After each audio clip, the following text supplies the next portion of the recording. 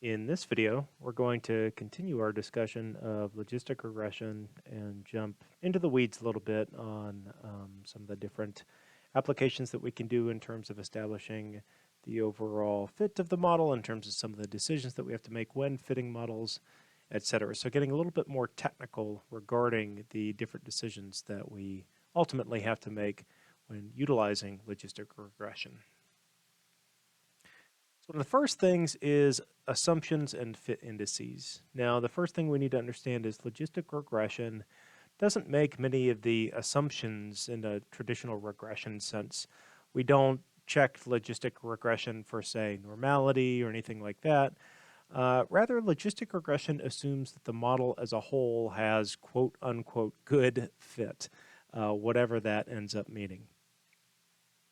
Now, we can assess the model fit in a variety of different ways. We could see if we can determine if there's any outliers present. Outliers would be considered bad fit. No outliers is considered good fit. We could determine if we can, the model is predicting the outcome well. A couple of different ways we could do that. R squared, the area under the ROC curve. Different way we could utilize the sample to try to make predictions on itself. And do that in intelligent ways, utilizing maybe leave one out, LU, or cross-validation procedures. Or we could look at maybe a statistic to try to help us establish goodness of fit. A couple options, Pearson chi-squared, Hosmer-Lemshaw. Now, all three of these have proponents, and they have people who really don't think these are good ideas. Ultimately, the way in which we establish model fit at the end of the day is to really do all of them and see kind of the balance of what these are telling us. If these seem to be telling us that we're broadly doing a good job on average among these, then we can consider the model fit to be pretty strong. And if the consensus among all the different statistics is that the model is not performing particularly well, then we may say that the model doesn't fit the data well.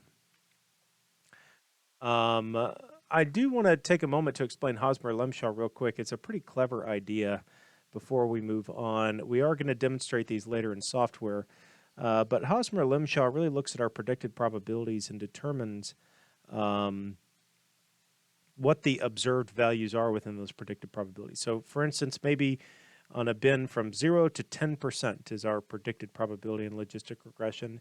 We look at all of the outcomes for people who had a predicted probability of 0 to 10%, and we would expect to see a lot more zeros than ones within that particular bin.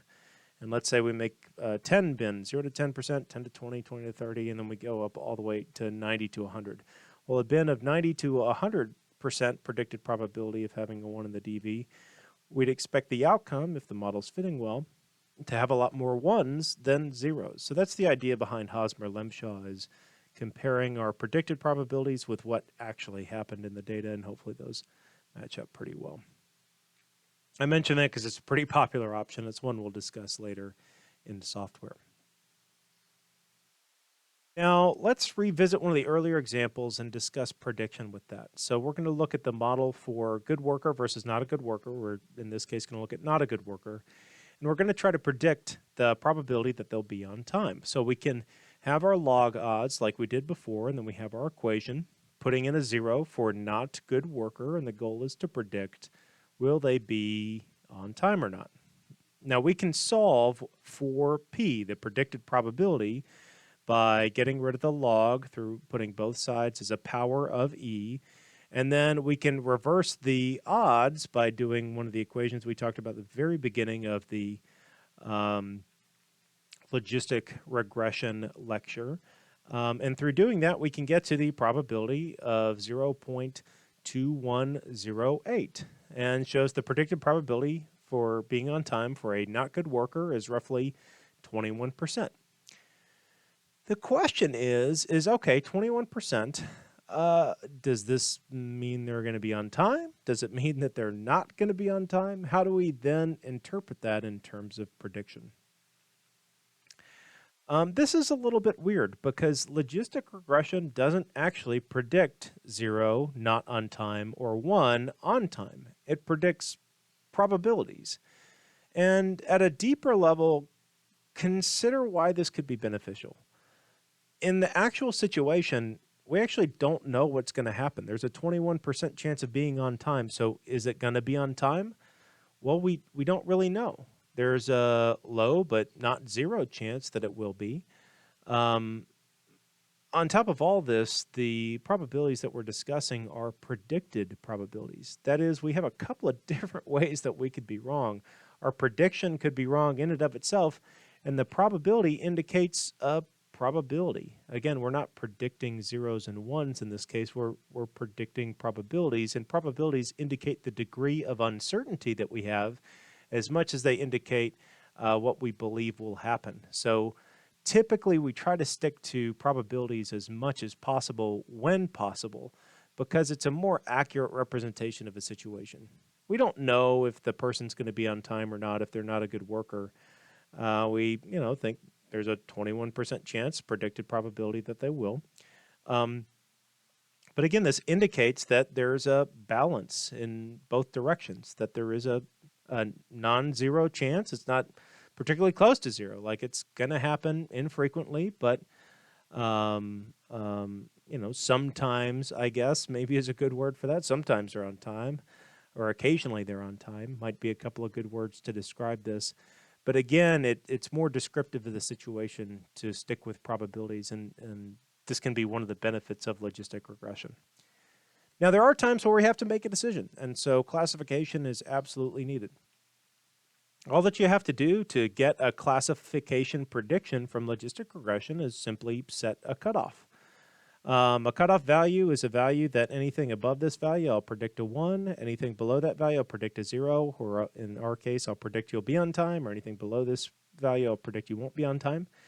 And 0.5 sounds like a reasonable cutoff, but really makes an assumption that the risk of, accidentally predicting on time or accidentally predicting not on time are the same. They make an assumption Two, that the balance of the data is accurately represented. That is, that we don't have 1,000 on times for every one not on time, which might severely influence how our models are predicting. All of this to say that when we're actually establishing a cutoff, it really involves a deep consideration of the consequences of getting the right answer versus getting the wrong answer. It requires some consideration of cost, the cost of getting the answer wrong in both directions, and really the specific situation and how we're going to actually apply this cutoff and the results from that.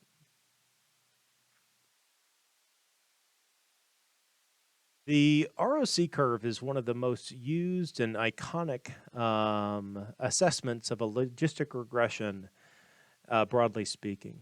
Ultimately, it balances sensitivity, which is the idea that we're getting the ones correctly, getting the ones correct, with specificity, the concept of getting the zeros correct. So a true positive rate, sensitivity, when it's a 1, we correctly predict a 1, and specificity, true negative rate, when it's a 0, we correctly predict a 0. Now, the predictions of these change depending on our cutoff, not our model. Well, they also change depending on our model. If we change our model, these are going to change. But the cutoff is what's going to really impact sensitivity and specificity for a particular model. That is, if I predict all zeros, my true negative rate and how many zeros I got right will be 100%. So my specificity is going to be 100%. But if I predict all zeros, my true positive rate, and how many ones I got right, my sensitivity is going to be 0%. I didn't get any of the ones right if I predict 0 for every person. That is, I predict nobody's going to be on time. I'll have 0 sensitivity and 100% specificity. Vice versa, if I predict ones all the time, everybody's on time, I'll get all the ones right, my sensitivity will be at 100%, and my specificity will be at 0%. So there has to be something in between, and really what it is we set a different cutoff value. So let's say I'm going to predict zeros unless you have a 99% chance of being on time or better. Well, I'm going to predict mostly zeros, so specificity, my zeros are going to be pretty high by default, but I might occasionally now get one of the ones right. So maybe sensitivity goes from 0% to 5%. And specificity, my true zeros goes from 100%. Maybe I accidentally guess a 1 when it really should have been a 0. So maybe my specificity drops to 99%. And as my cutoff value changes, cutoff of 99%, cutoff of 98%, cutoff of 97%, etc., then what you'll see is that the sensitivity and specificity will change as well. So really, we look at all possible cutoffs and end up making a graphic of these. And you'll see that as the cutoff changes, one of these is going to go up and the other one is going to go down. The ROC curve is a graph of both of these values at all of the different cut values that we can have. And so we can see an example of the ROC curve here on the right. The y-axis is our sensitivity, and the x-axis is the false positive rate, which is 1 minus the specificity. In this particular case, if we guessed at random, we get the red diagonal. Notice at the top right of the red diagonal is that perfect sensitivity and 0% specificity. The bottom left of the red diagonal is 100% specificity and 0% sensitivity. And then as we move up from the diagonal, going from the orange curve to the green curve to the red curve, we're getting better and better and better prediction. Notice that these curves, again, are made up of hundreds or thousands of different cutoff values, and then we use that cutoff value, we look at all of the predicted probabilities, and we say, for this cutoff value, I'm going to determine how many of the positives I got right and how many of the negatives I got right. So I'm going to determine the sensitivity and specificity, those two numbers of the cutoff value, and then plot that on this graph. And then I'm going to use a slightly different cutoff value, plot the new sensitivity specificity on this graph. I'm going to use a slightly different cutoff value, plot the new sensitivity specificity on this graph. So I'm using thousands potentially of cutoff values and then plotting sensitivity and specificity on the graph, and that's what creates this ROC curve. Again, the blue being the best example that we have on here, green being decent, and orange being relatively poor. The AUC, or the area under the curve, is a statistical calculation that's done literally by coloring in all of the space underneath the curve all the way to the x-axis. So if I colored in all of the area under the red curve, I'm going to get an AUC of 0.5. That's the AUC for a random guess. And then as my model does better than random, I expect this AUC to increase. So for orange, I would expect my AUC, that might indicate an AUC of around 0.6. Green might indicate an AUC of around 0.75. Blue might indicate an AUC of around 0.9. Ultimately, AUCs typically, the cutoff for usable model fits around AUC of 0.7. Is what you'll see used. Again, this doesn't mean an AUC of 0.69 or 0.68 is completely unusable and you have to throw it away. You take these, as we said earlier, in conjunction with all of our other fit statistic measures and really use the broad picture that you get from all of them taken together to determine how well your model fits the data. But in terms of AUC, 0.7 tends to be our cutoff for good model fit. Right. Well, in terms of alternates, so we have our logistic regression for this specific case, but we also have some different things that we could utilize in this case. So for similar models, discriminant analysis is one you may hear of. This is just a multivariate analysis of variance, but kind of flipped backwards. Actually, that's exactly what discriminant analysis is. Make some additional assumptions. It's not my particularly favorite analysis, but it's an option that you have. One that's probably more common in this is the probit model. Now, the probit model makes an additional assumption regarding the underlying distribution of the 0, 1. Ultimately, it ends up mapping our 0, 1 onto a normal distribution and then using that as the continuous version of the outcome instead of using the logit. So we have logit, which is our log odds, and then we have probit, which is mapping the 0, 1 onto a normal distribution and using that as the continuous outcome.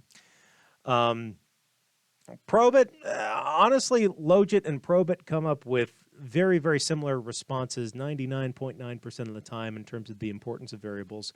But because the mappings are very different, it's very important that you don't consider the logit parameter estimates next to the probit parameter estimates because they mean very different things. So you would never do like an apples to apples comparison between the logit parameter estimate and the probit parameter estimate, though you may consider their statistical significances of the independent variables to be comparable, and again tell you a similar story as to which independent variables are related to the dependent variable in most cases. The linear probability model pretty much takes everything that we've been discussing for the last hour or so and just tosses it into the trash. You really take your regular regression model, you make your 0, 1 dummy-coded categorical variable as the dependent variable in a regular regression model, and you run it without accounting for anything whatsoever. And that's your linear probability model. Suffice it to say, these models have fallen somewhat out of favor, though they are occasionally used. I would recommend, after the discussion that we've had here, that you not use linear probability models with categorical outcomes. So we can also extend based on the logistic regression. We have multinomial logistic regression, which ultimately has our logistic regression, but with more categories. So let's say we have 4 categorical outcomes instead of just 2 categorical outcomes. Multinomial logistic regression would come into play. Another option could be if we had ordered categories as our outcomes instead of true nominal categories, and in that case we could use ordinal logistic regression. These are different logistic regression models. These are very useful when they're useful, but have some increased complexity in terms of the assumptions that they make, in terms of the decisions that have to be made at the modeling stage, and in terms of the interpretations. Now, we talked earlier about how logistic regression isn't a classification model, but there are classification models that really focus on less explanation of probabilities of things happening and more on getting the zeros and ones right. One is the K nearest neighbors model. You'll hear it called KNN. Really what this does is just tries to predict it. It looks at, takes a data point within its multivariate space and tries to find what the closest data points are for predicting a new data point, and then it, based on that, says I predict this to be a 1 or a 0. And that's exactly what it is. It just asks the nearest neighbors on a graph what they are, and then it predicts that. For the K, so like N, I might ask 15 of the nearest neighbors or 50 of the nearest neighbors. That's what K represents as a number. So 5 nearest neighbors model would look at the 5 nearest data points and take an average of what do they think the prediction would be. This doesn't really say anything about the statistical significance of any parameter estimates, but it does do a prediction, and it, for its prediction capabilities, is pretty good. Decision trees is another common way. You'll hear card classification regression trees. There's a whole world of literature regarding decision trees, and again, the goal is classification. And these, both of these options are good at classification, though tend to offer less in terms of the explanation, statistical significance of prediction, and prediction of probability than logistic regression. All right, so let's close out this lecture video by discussing some additional random tips. So these are going to be some things that are applicable to logistic regression, but are applicable more broadly than logistic regression. And we'll start out with variable coding. So again, this isn't specifically related to logistic regression, some of the coding procedures, but it is interesting because when we code categorical variables, normally if I mess up coding a categorical variable as an independent variable in a regression model, I just mess up that one variable. But because in logistic regression, the categorical variable could be the outcome, if I mess up coding the outcome, then all of the interpretations of all of the variables are wrong. And so it's really important to consider variable coding, especially when looking at logistic regression. So for binary variables, here's some good habits to get into. One is to name the variable after one of the levels. So let's take sex as an example. Instead of having sex and then having zeros and ones underneath it to dummy code that variable, where I don't really know what a 1 means. I might instead name the variable female. And then whenever I see a 1, I know that that person was a female. And whenever I see a 0, I know that that person wasn't a female. So instead of naming the variable kind of the broad category sex, name it after one of the levels, female, and then use 1s to represent whenever that particular thing happens and 0 to represent when that's not happening. If using dummy coding, use 1 for the presence of that level and 0 for not the presence. So that is, for my female example, I would use 1 for females and 0 for not females. I would not use 1 for females and 2 for males. Do not do this, do not do this, do not do this. Use 1 for females, 0 for not females, again for dummy coding, or 1 for whatever the level is, 0 for not that thing. So just use 1s and 0s. Don't use 1s and 2s. Don't use 2s and 3s. Don't use 5s and 6s. Don't use 18s and 34s. Use 1s and 0s.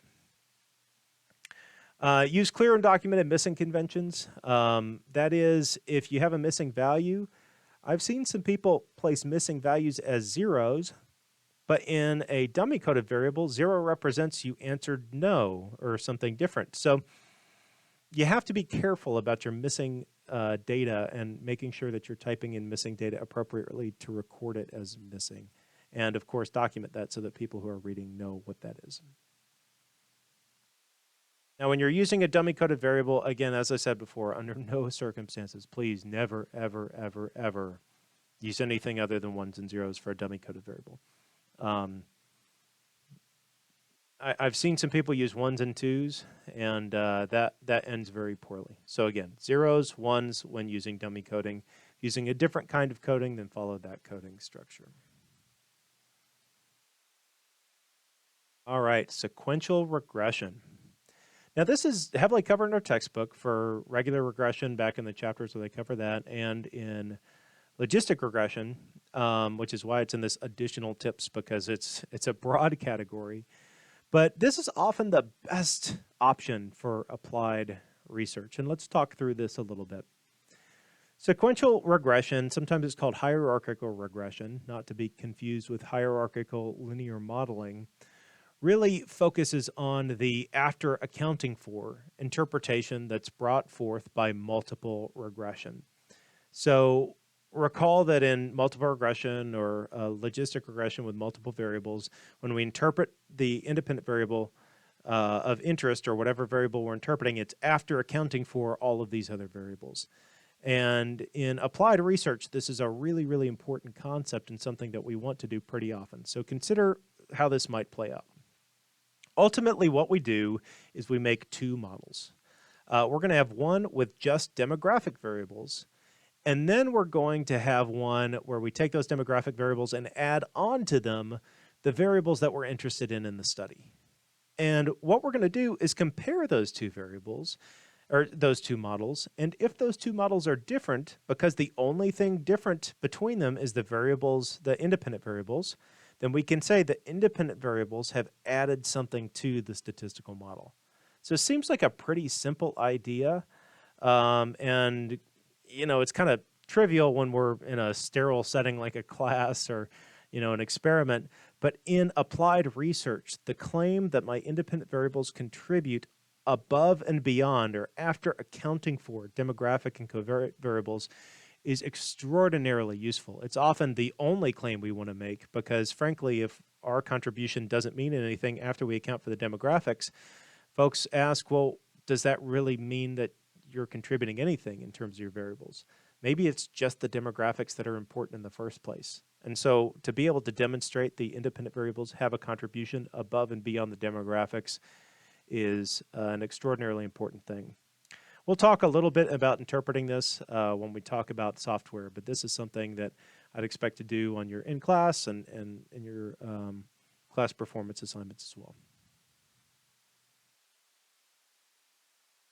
All right, dealing with outliers. I love this comic. Outlier. Yeah, when that pesky data doesn't fit our nice, beautiful model, oh, just get rid of that and get that eraser out. No.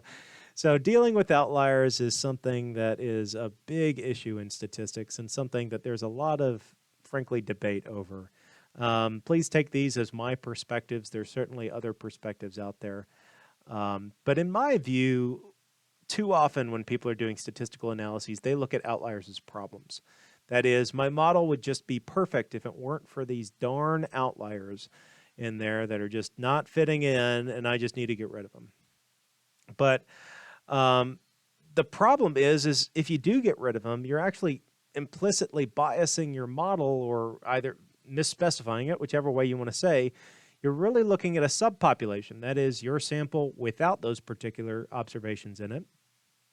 And when you do that, if you don't realize what you're doing with the subpopulation, then you're looking at a subpopulation without being able to specify who that subpopulation is. That is, we're removing data, we're removing specific people, but we're not able to really classify or describe in a broad sense who it is we're removing, other than that they didn't fit our theory.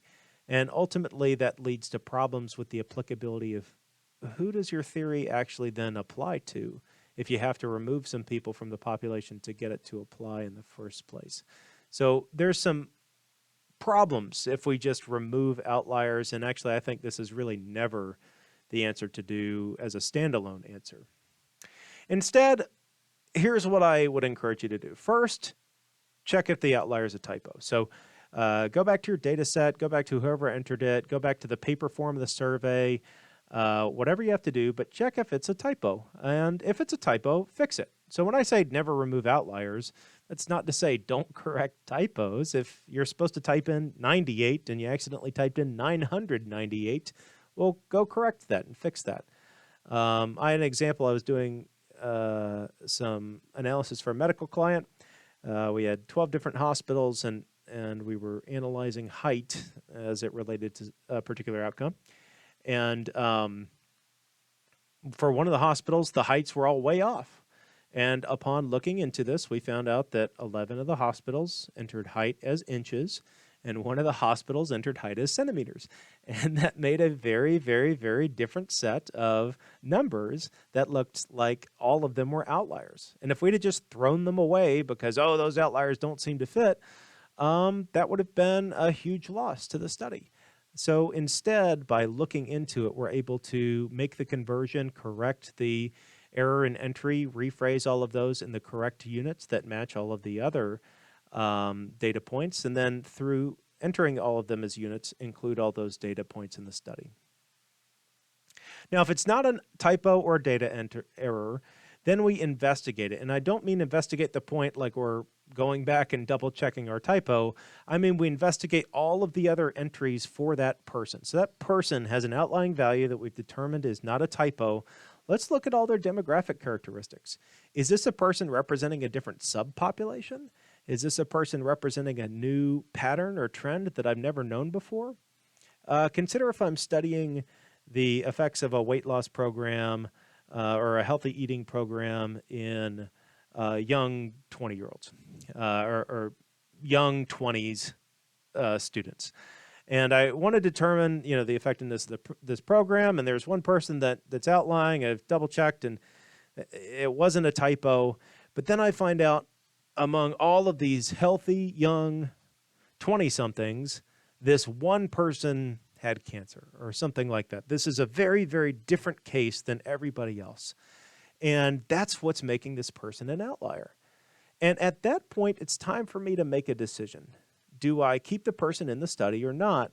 But notice how this is different than just removing outliers. What I'm considering within this particular case, having identified the trait that makes this individual different, is the consideration of, do I want to keep that particular subpopulation, that is, of cancerous 20-year-olds, within my study? In that particular case, maybe I don't have the sample size to justify that inclusion, and so I specify within my procedures and my research and when I'm writing this up in my analysis and ultimately in my results and conclusions that I'm really speaking about young 20-year-olds with no pre-existing medical conditions. That's who my study, that's who my dietary program, that's who all of this is intended to reflect, and that's who the analysis reflects.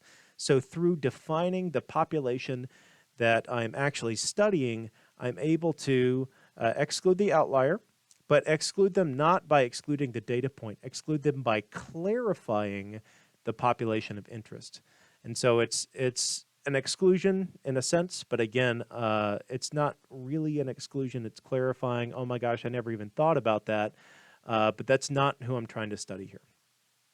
Incidentally, we could also include that data point. If we had enough representatives of that subpopulation, we could include the data point statistically by adding another independent variable to represent that subpopulation. And now we have built that into the model so that they're no longer outliers. If that doesn't seem to work, then we consider this a model error. For whatever reason, the model is not addressing these. And honestly, it probably is something to do with the subpopulation. It's just a subpopulation that we can't identify with the data that we have on those particular individuals or that particular individual. So we have to determine what to do.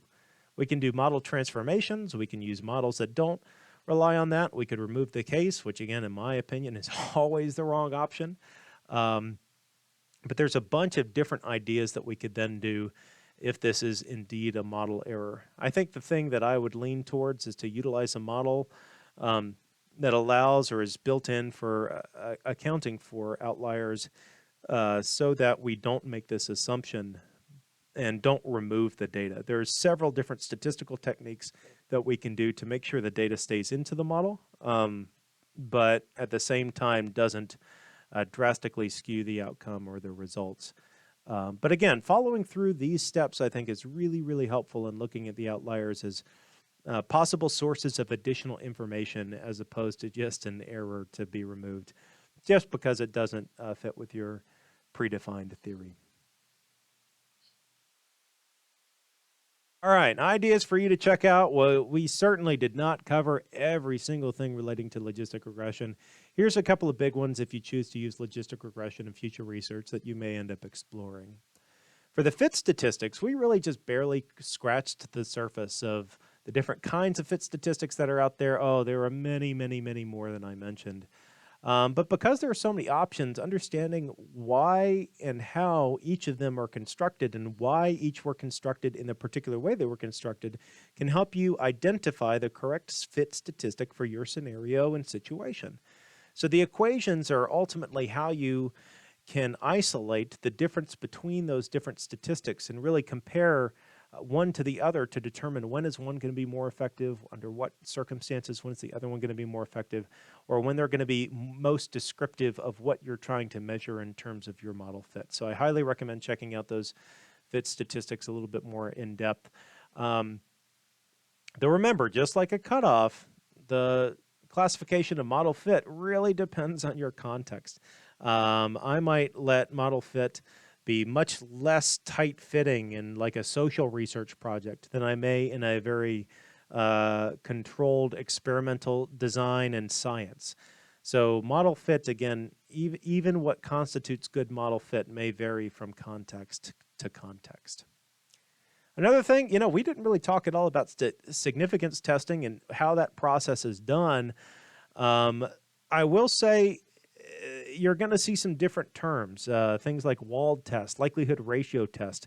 The reason these things are important is because once we're in logistic regression, we're no longer in the quote unquote least squares world. That is, we're not calculating the statistics in quite the same way, and the statistical significance of the contribution of each of our independent variables has some options on how we can calculate that don't always agree. It's a very weird thing to think through, that there's multiple different ways to calculate if a independent variable is statistically significantly related to the dependent variable, but it's the truth. And again, sometimes they disagree. Learning when and how to use each of the different options can be handy.